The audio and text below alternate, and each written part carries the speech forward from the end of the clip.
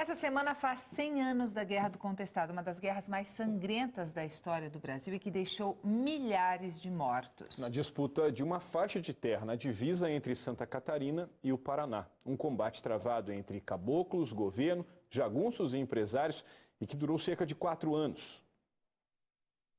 Para quem não conhece a história, é até difícil de acreditar que até 1916 as terras paranaenses faziam divisa com o Rio Grande do Sul. Um pedaço do Paraná, rico em madeira e erva mate, era cobiçado por Santa Catarina, que lutou nos tribunais para ganhar essa área. O território ficou conhecido como Contestado.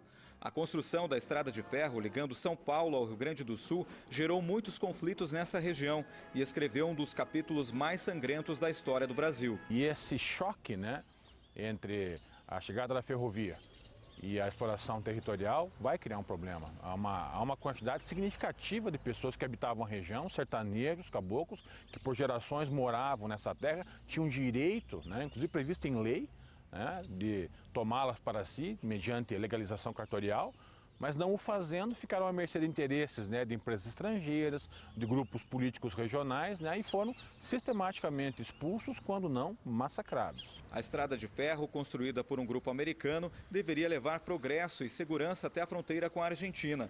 Mas na medida que os trilhos avançavam, os moradores eram expulsos, causando também destruição. Na área contestada, 4 milhões de pés de pinheiro, araucária. 2 milhões de pés de embuia. Se esta riqueza fosse explorada por brasileiros e aplicado esse dinheiro à nossa região, com certeza nós seríamos uma região rica. E quando o término da ferrovia, aonde existe miséria, aonde tem opressão, aonde tem o abandono, onde existe a fome, o desespero, é um campo fértil para qualquer pessoa com o pensamento do messianismo, vir aqui e criar uma grande liderança. E foi exatamente o que aconteceu. O monge José Maria era considerado um profeta pelos sertanejos. Ele falava de Deus e ajudou os caboclos a se organizar e a lutar pela terra. A morte dele, em 22 de outubro de 1912, na Batalha de Irani, em Santa Catarina, marcou o início da Guerra do Contestado. A Guerra do Contestado durou 4 anos e pelo menos 8 mil pessoas morreram, a maioria sertanejos, combatidos por tropas do Exército, uma das maiores operações militares dentro do país. Foi a maior operação militar brasileira, primeiro uso do avião militarmente na América Latina, e o contingente disponibilizado para apagar, para sufocar a revolta, a Guerra do Contestado é desproporcional mesmo. A guerra só terminou com a prisão de um dos líderes dos sertanejos. Nos bastidores, os governos do Paraná e de Santa Catarina assinaram um acordo, repartindo as terras.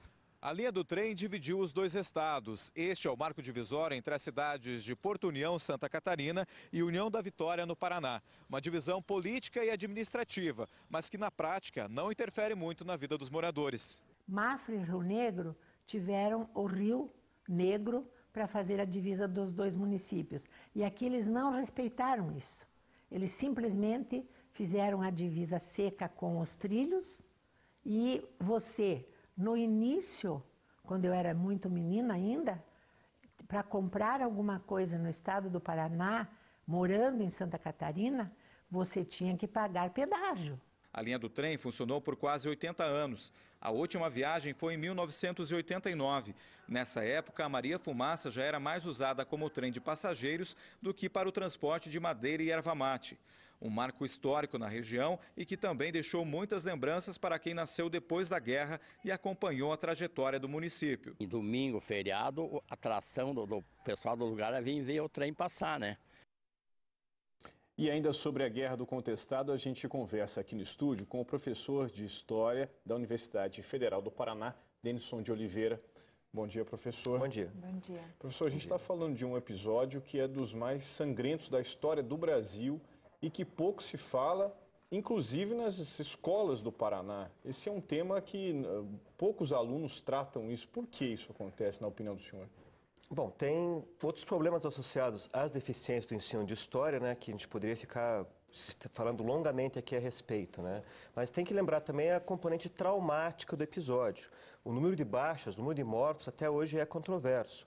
o melhor número, a melhor estimativa, fala em 20 mil mortos, o que praticamente iguala o conflito do contestado ao grande conflito em Canudos, né, associado à figura de Antônio Conselheiro, que ocorreu 17 anos antes no sertão da Bahia. Então, além das deficiências do ensino, que a gente sabe que são várias, né, a gente tem também que levar em conta, fundamentalmente, a dimensão traumática, o trauma que legou para as populações da região no seu entorno, que até hoje evitam falar sobre o assunto. Na reportagem a gente viu falar sobre 8 mil mortos. O senhor, antes a gente estava conversando, falou em 20 mil mortos. Existem outras informações que são contestadas sobre a Guerra do Contestado?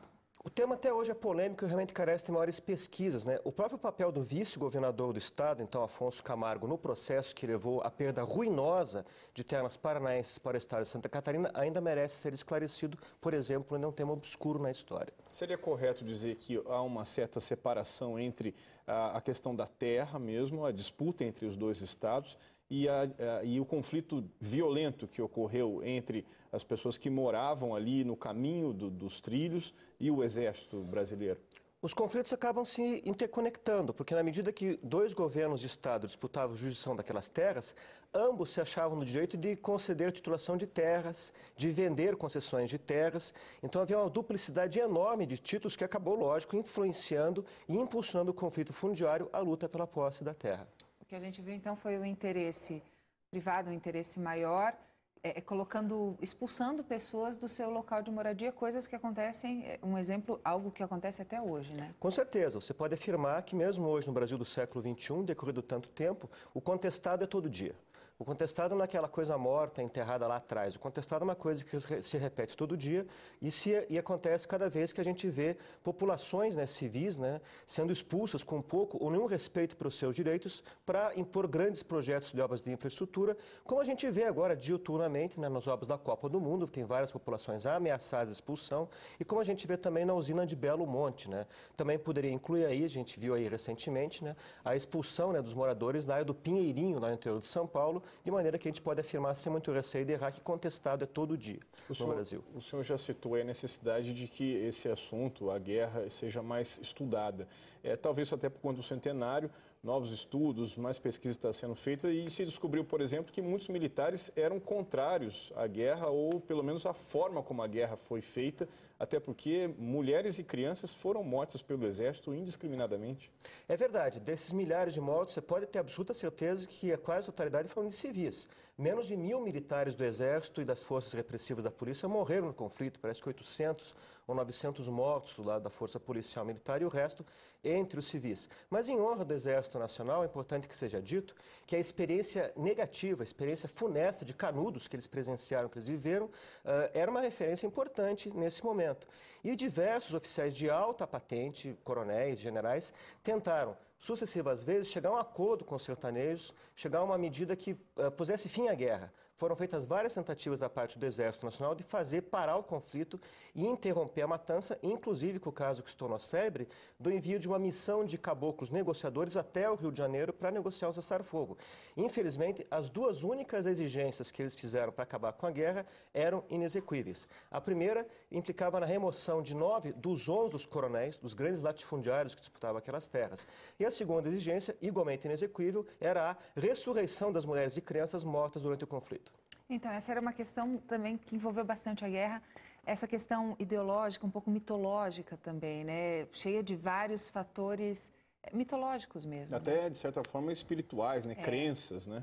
Isso foi intensíssimo. Você não entende a maneira que o conflito se desenvolveu e nem como ele se estruturou, sem passar pelo estudo, pelo exame das irmandades caboclas, que aquelas populações, não tendo para onde ir, se reuniam em torno desses monges, né, desses homens místicos e previdentes e visionários, que também realizavam curas, faziam benzeduras e atuavam como padrinhos da maior parte das crianças que nasceram nessas regiões. É importante notar que o catolicismo brasileiro é um catolicismo rústico. Não haviam padres no interior e as populações se obrigavam, então, a apelar a estes monges, a esses homens santos que batizavam seus filhos, que casavam as pessoas. Então havia uma ligação muito grande entre a população e esses monges que exerciam enorme influência sobre essas populações. Ok, professor, obrigado pelas informações. As consequências a gente vê até hoje, porque ali a região do Contestado ainda tem até hoje um dos menores índices de desenvolvimento humano. Obrigada pelas informações. Bom dia.